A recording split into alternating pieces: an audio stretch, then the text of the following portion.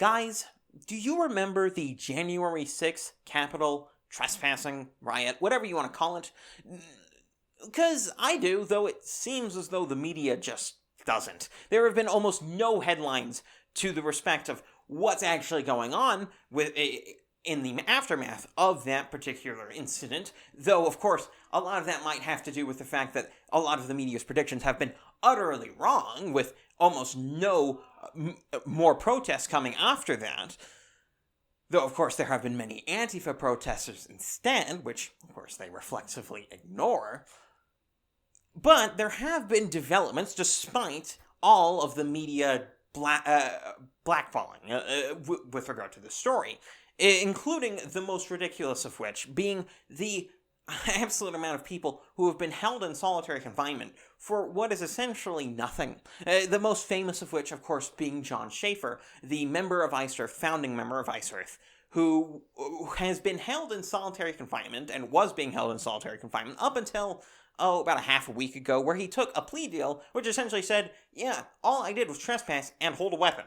That's about it. And now he's being let out because the feds have almost nothing about him, and they put out some trumped-up charges that went away pretty quickly. And this whole thing has gotten so ridiculous that even Elizabeth Warren is stepping up to the plate and saying, whoa, this isn't good. Saying that the use of solitary confinement in these cases is utterly ridiculous and just not acceptable at all.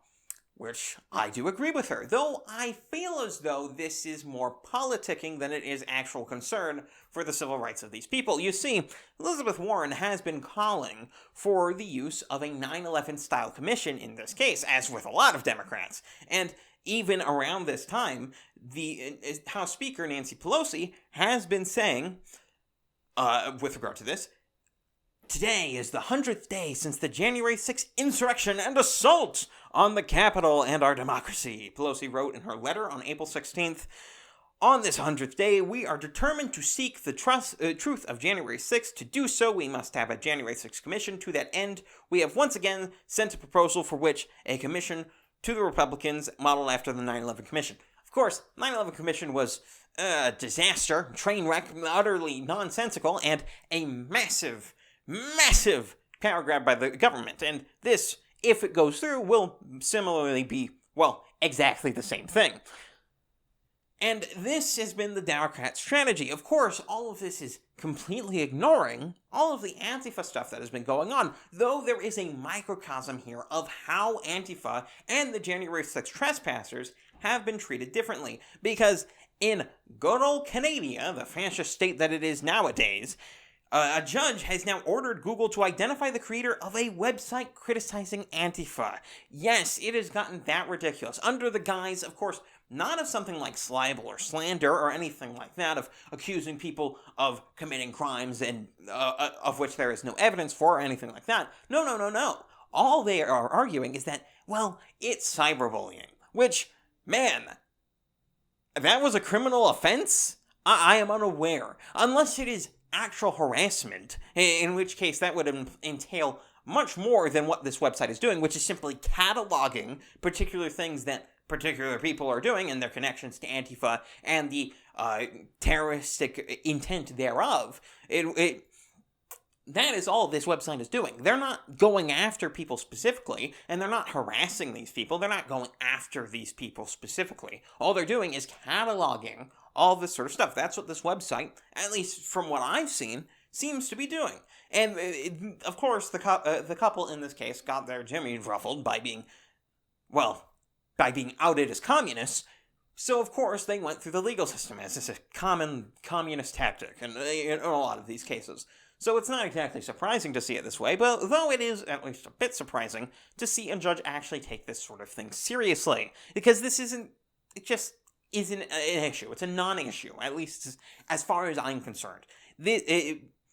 Though, of course, I don't think people are going to be entirely convinced by the whole systematic bird's eye view. So I wanted to actually cover here the differences, the disparities between how Antifa has been treated and how actually violent people have been treated, and how people who have done what is essentially nothing, essentially talked about doing certain things. Not anything inherently violent, but instead things like protecting people from violent attack, which is the case in this next story, where a retired Army Sergeant, Kenneth Harrelson, was arrested for attending the January 6th protests and having essentially chat logs with certain people who were just talking about defending people from Antifa, who is a known violent group,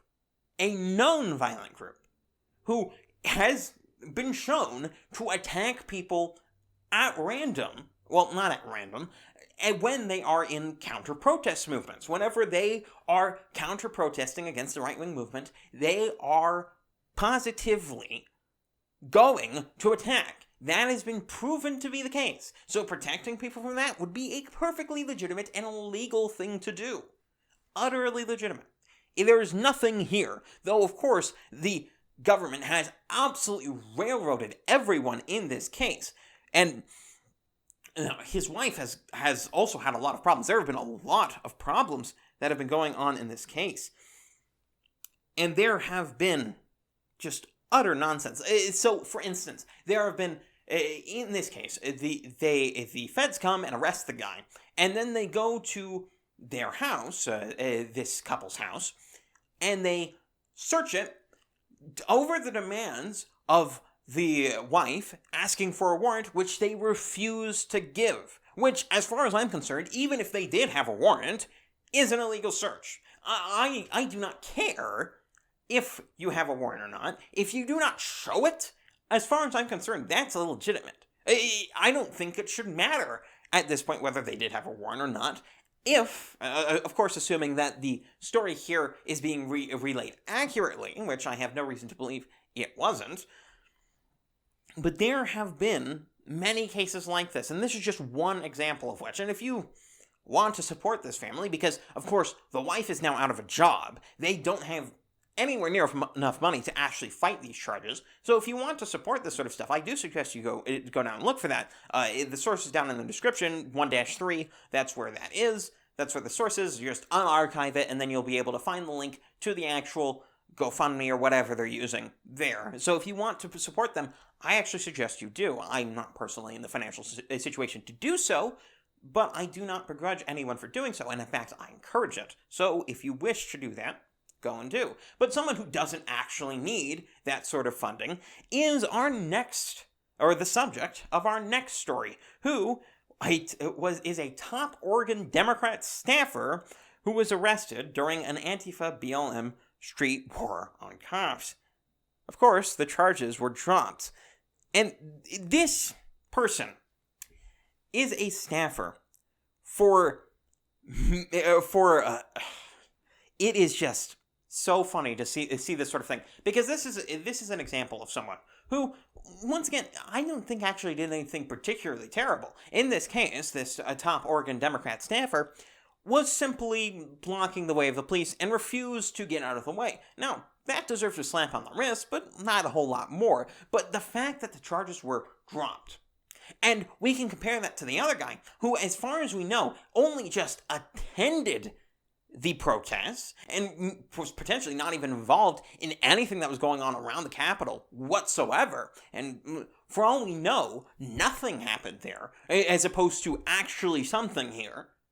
But here the charges are dropped. She still has a job. She is still functioning. But this disabled Army veteran, let's put him through the ringer. That's how this works. That's how the discrepancy has been done in America with regard to Antifa versus the Capitol 6th trespassers. Or just the Capitol 6 protesters, people who didn't even trespass. That's the difference. The FBI is trying to rail these guys. Of course, many of them are being railroaded with things like picketing on the Capitol, which is, of course, a nonsense law that never gets applied to Democrats and has been documented time and time again that it does not apply if it's a left-wing protest. And that goes for the trespassing stuff, too, because it's not even the only time that the Capitol building has been besieged by political protesters. It's also happened on the left. I think most obviously in the Brett Kavanaugh hearings, where there were people storming into the Supreme Court building. I don't think it was actually the Capitol building. Forgive me for being a bit inaccurate there, but similar sort of building here. We're talking about another branch of government, and a co-equal branch of government, at least supposedly. So these should be essentially equivalent buildings. So it's equally ridiculous that nothing happened from that. As far as I know, no one was even arrested then. But it's a similar situation, almost the exact same, in fact. But of course, no media outrage, no nothing. Not even on the right-wing media do we see as much outrage as calling them insurrectionists, calling it an attack on the Capitol. We didn't even see that from the right. Specifically, explicitly, partisan right-wing sources, you don't see that. You want to know why? Because the right wing has reasonable expectations. The right wing is not going to overblow their case in most cases. That's not what the right wing does, but it is what the left wing does, and it's most absolutely shown, at least in my opinion, with what happened in Columbus, Ohio, back this week. Now, for those who somehow missed this story, this is a story of a black woman fighting with another black woman and trying to stab her. And what did the cop do in this instance when he saw a woman about to be stabbed? Well, he shot the assailant with his 9mm, killing the girl in the process. Though, of course, not causing any collateral damage whatsoever. This seems like the quintessential good shoot. There is no controversy here, or at least there shouldn't be. But the Twitter mob decided otherwise. This, in fact, became a controversial shoot as a result of many morons on the left saying things like, well, he should have just used a knife. He should have brought a knife to this knife fight, not a gun. Or, well, he should have just tackled the woman with a knife, who was perfectly willing to stab whoever was in arm's reach. The best one, well, the kids fight with knives all the time. We should just let them be, okay? Naruto was completely fine fighting kids his age in Naruto. It has gotten that ridiculous, where essentially what these people are arguing is from a freaking weed perspective. I don't know how these people come to the perspective that, well, they should use a knife because Zordon said that we shouldn't use the more powerful weapons than our enemies because the episode needs to be longer. I don't know how people get to that position unironically, but there are people who have, and I want to keep this entirely clear. That happened. And that's where I'm going to leave you guys off. If you enjoyed that video, do in fact subscribe down below, and under that, you have many pretty links down in the description to where you can find every other place where I put my stuff, where I will actually put my thoughts on occasion or catalog my videos and that sort of thing, where there's places like Minds or Gab or Parler. And on top of that, if you want to support me for some reason, despite how small I am, I also have my subscribe star down in the description. So, if you enjoyed all of that, do in fact check those sorts of things out. Now, that's where I'm going to leave you guys off. I'm KelKidman, this has been Breaking on the Daily, and I'm out.